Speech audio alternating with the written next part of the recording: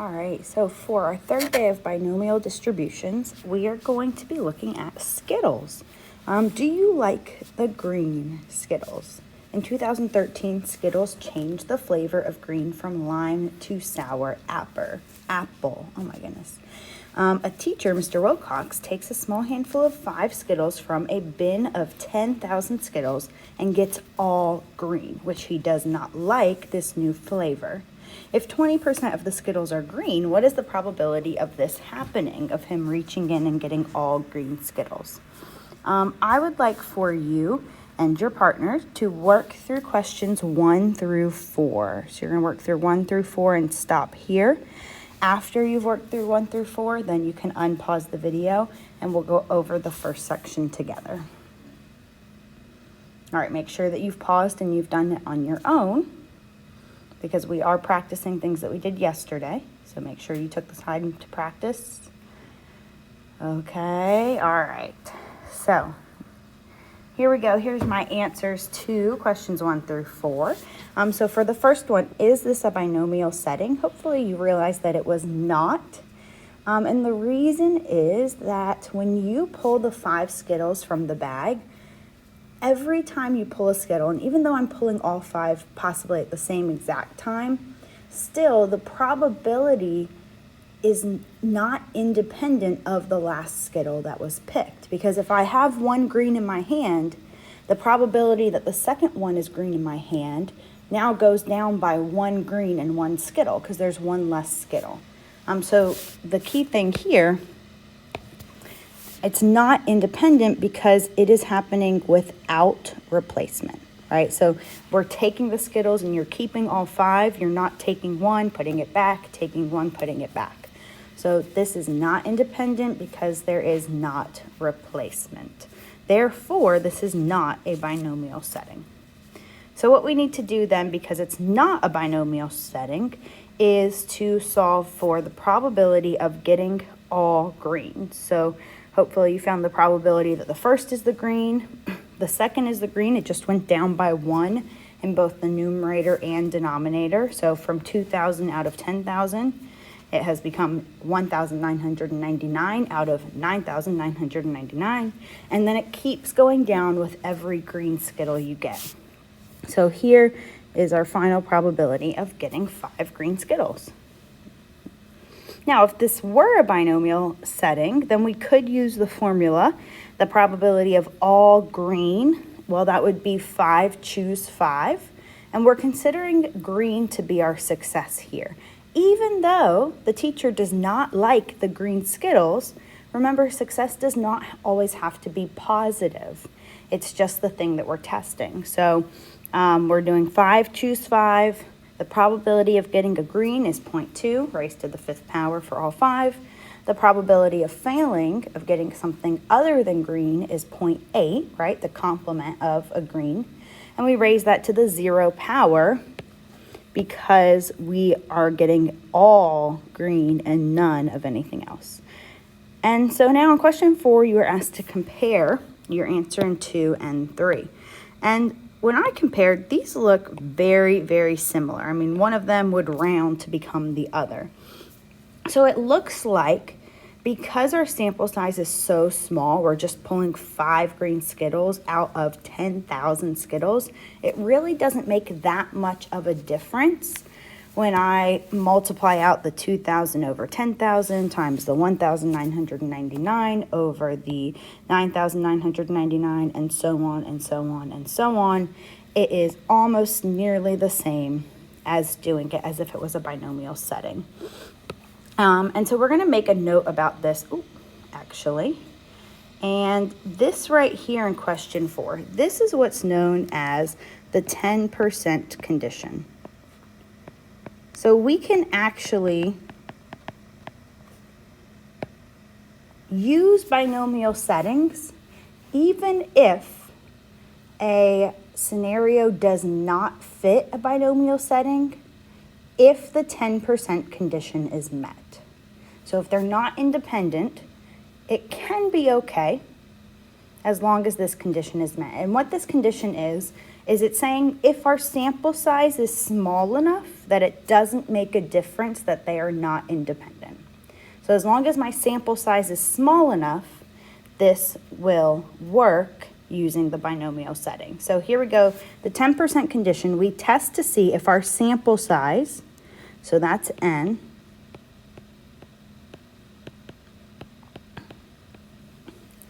is less than or equal to 10%, so we do 0.10, times the population size. So we're going to use a large N for population size.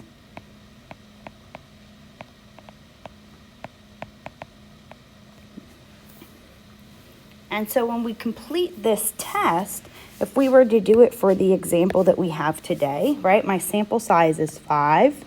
Is 5 less than or equal to 10% of, we had 10,000 total Skittles? Well, 10% of 10,000, we know, is just 1,000. And 5 is definitely less than 1,000. So because this meets the 10% condition, it actually is allowed that we just use a binomial setting and almost ignore the fact that they were not independent events. All right, so using that, I would like you to move on and answer questions 5 through 8. All right, so make sure you've paused and you're working through the rest of this front page, questions 5 through 8. All right, I hope you've paused. Welcome back. Let's move on. So our teacher now grabs a huge handful of 100 Skittles from the large bin of 10,000. X is the number of Skittles in a handful of 100 Skittles, or number of green Skittles. X can be considered a binomial random variable because the 10% condition is satisfied. And we know that because before we saw in order to satisfy the 10% condition, it has to be less than or equal to 1,000. And so we've already kind of figured out for a population of 10,000 what we'd need, and 100 definitely is less than 1,000, so we're good with the 10% condition. So we learned yesterday how to do the binomial CDF. Make sure that you've got your notation here, right? The probability of X is less than or equal to 11. Since we want at most 11 green Skittles. Because it is less than or equal to, we just go very straightforward. We use the binomial CDF so that it's everything smaller than and up to 11. And when you plug that into your calculator, you should have gotten 0.0126. Now, the shape here, it is given to you as a picture. As we know yesterday, we said you could use like a histogram in order to compare the shape. And looking at it, it looks like the shape is, and you might have said symmetric, but also it kind of follows that normal distribution curve. So symmetric shape, but when we talk about distribution, it looks like a normal distribution. So I'm going to, so you should have calculated the mean and the standard deviation. Again, remember, it's simpler when we treat something as a binomial setting because we just do n times p. And then for standard deviation, it's n times p times 1 minus p, take the square root. So we have a simpler equation that we can use to find both of those things. And now we saw that this was potentially a normal distribution, and you found a mean and a standard deviation. So using that normal distribution, could you find the answer to question 5? So you're gonna, you should have found the z-score. And then using the z-score, we know we want everything to the left of that value because we want less than. So hopping over to your z-table, the less than is what the z-table gives us. So you're good to just use what you get from the z-table. And looking for negative 2.25, I found the area to the left to be 0.0122. So still fairly close to what we had before. They're almost the same, not as close as they were in the first one, but they still are fairly close to being the same. Real quick, I just want to remind you how we label a normal distribution curve. So remember, we do the big N, parentheses, the mean, comma, the standard deviation.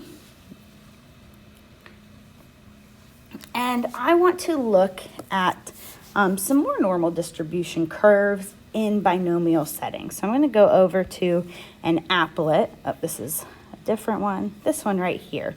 So using this applet, I kind of want to explore how do we know when a binomial setting is going to be a normal distribution, right? Because we could see in that histogram it looked fairly normal, but when can you tell that it truly is normal?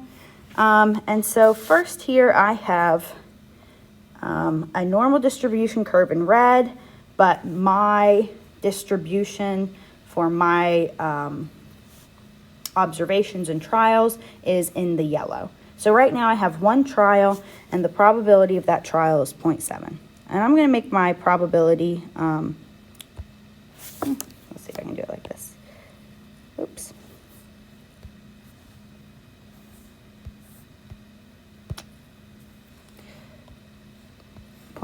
Just for right now. Well, maybe I can't. I don't know. Oh my goodness.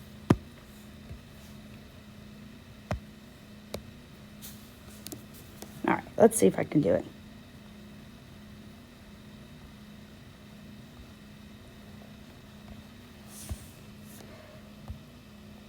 Oh, there we go. There we go. Okay. So I'm going to make it around 0.5 as close as I can get since it's being weird. And I want to look at the trial sizes. So right now, it's a trial of 1. It doesn't really look like it fits the normal distribution curve, right? These two yellow bars do not fit that curve. What if my trial size goes up to 22? Okay, it looks like it's fitting a little bit more. A little bit more. Oh, wow. Okay, 53. That fits pretty good. Oh, wow. Okay, so 80 fits even better, all the way up to 99, 100, and it looks like it's almost a perfect curve, just a little bit of overage, but that's okay. So what I wanted you to notice was just that as your trial size goes up, so the more and more trials that you take, the closer and closer you get to a normal distribution curve. And so it is important that you have a large N if you want to use the normal distribution. Now, your probability also matters as well. So I'm going to leave it at, let's say, about 30.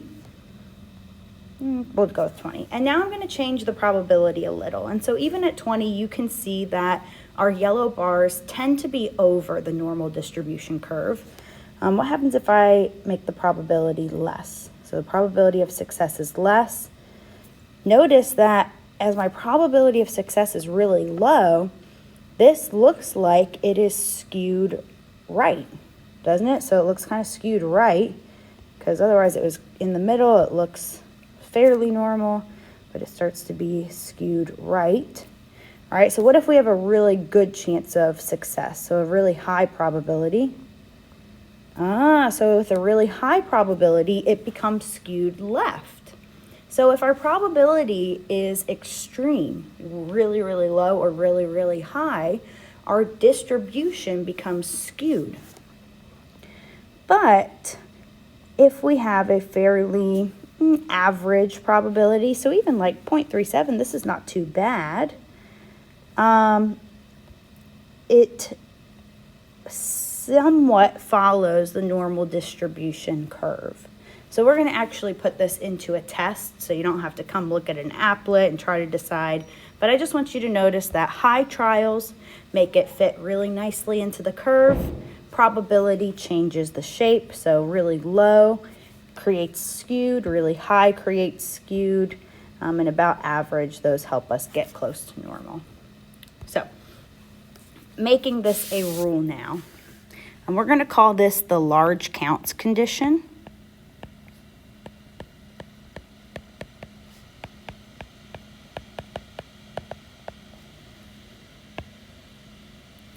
And so what we're going to test for is we're going to test for two things in order to use the normal distribution curve. The first one is n times p.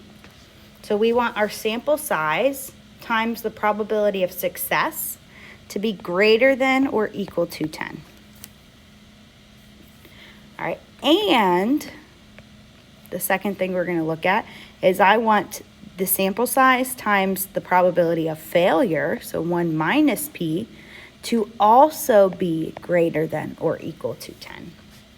So if the sample size times the probability of success is greater than 10, and the sample size times the probability of failure is greater than or equal to 10, then I could use the normal distribution in order to solve some of these problems. So let's go ahead and summarize that in our important ideas. We've got 2 of them today. The first one is about the 10% condition.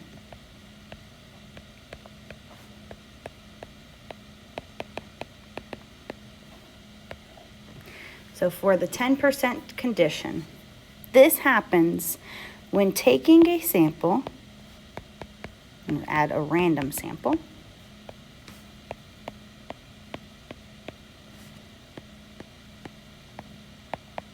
specifically without replacement. So this really only works if the one condition that we have not met is independence. You can't use the 10% condition if you fail any other parts of bins. Okay, it's only for the independent part. So maybe I'm just going to remind us up here. This is only if you fail I. So without replacement of size n from a population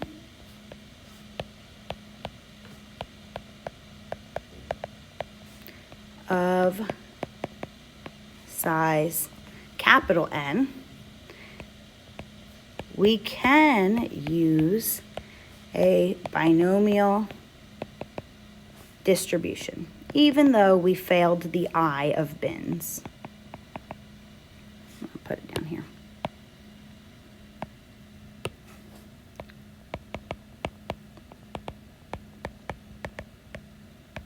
And so to remember, we are looking at if n is less than or equal to 0.10 times capital N.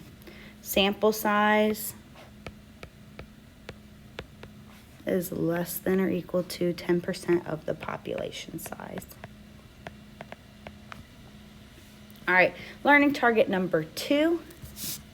This is the large counts condition.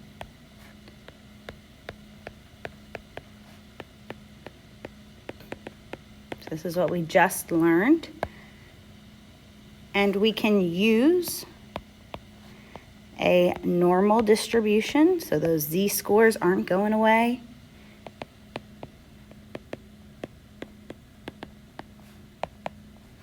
To model a binomial distribution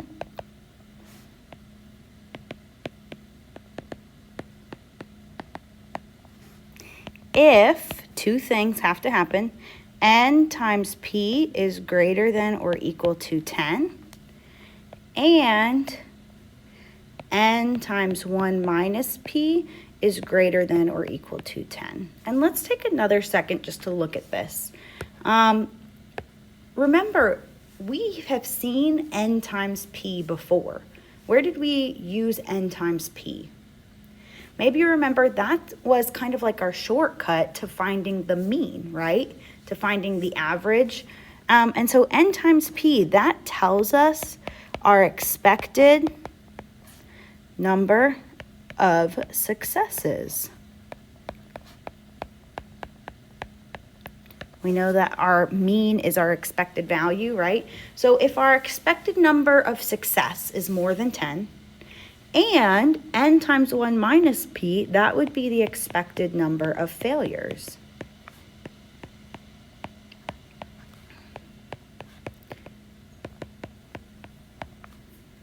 So as long as I expect to have more than 10 successes and more than 10 failures, I can use the large counts condition.